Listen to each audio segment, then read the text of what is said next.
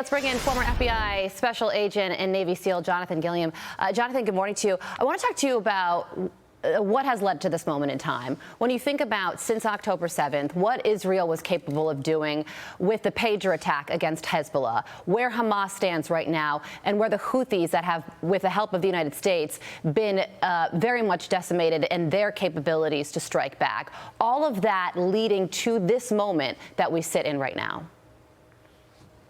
Right. And, you know, it's interesting when we look at this, Israel has actually evolved back to the out of the box thinking and the tactics of eliminating your enemy like it was in before World War II and during World War II. After that, the world moved to a different way of fighting.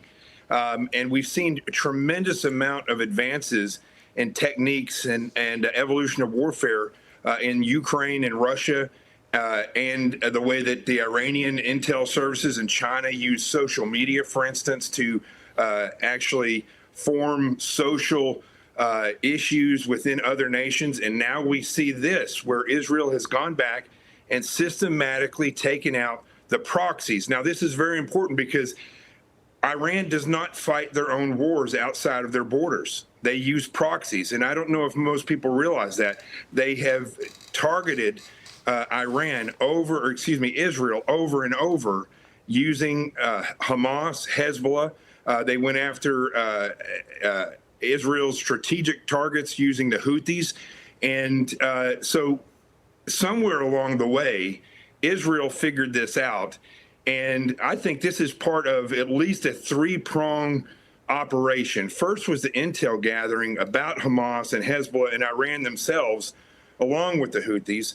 And then they started carrying out attacks to really just cripple Hamas and Hezbollah. We, as you just said, helped with the Houthis. But along that way, there was an initial attack inside of Iran. It tested their air defenses. We saw that they were horrible.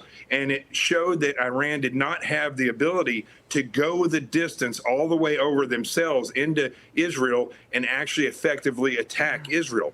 So with all of that in place and understanding all that and all those different missions working, they were able to then go and start putting these operatives inside Iran and setting up for the big attack. And I think the rest of the world needs to realize that this is the way warfighting has evolved, and Israel is successful because they did it that way. They didn't just do it politically. So, Jonathan, what do you think Iran is doing right now? Are they calling up their proxies that have been severely degraded over the past year and a half and saying, help us strike back?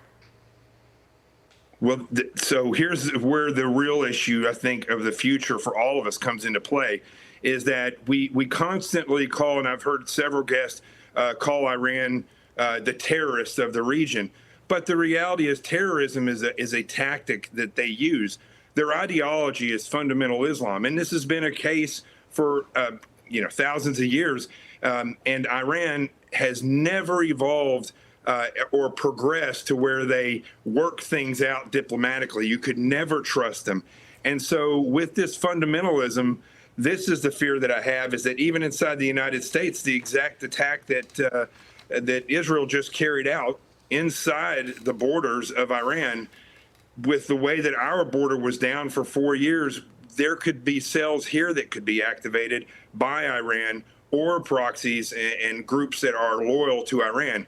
Same thing in Israel. That's basically what happened on October 7th when the Hamas went in and attacked Israel. They weren't prepared for that. And so we need to be prepared. Israel needs to be prepared for those types of attacks. And the number one way to do that is for the citizenry to be aware, and that's what's going to prevent the majority of this. But Israel is definitely on top of their game. And right now, Iran should be in panic mode because they don't even have the ability right now at this point to run operations with their proxies because they're fighting for their life. Yeah, the fear of sleeper cells in the United States is very concerning. It's something that the president is very aware of and trying to mitigate as we speak. Jonathan, thank you for joining us this morning. Thank you, Carly. I'm Steve Doocy. I'm Brian Kilmeade. And I'm Ainsley Earhart. And click here to subscribe to the Fox News YouTube page to catch our hottest interviews and most compelling analysis.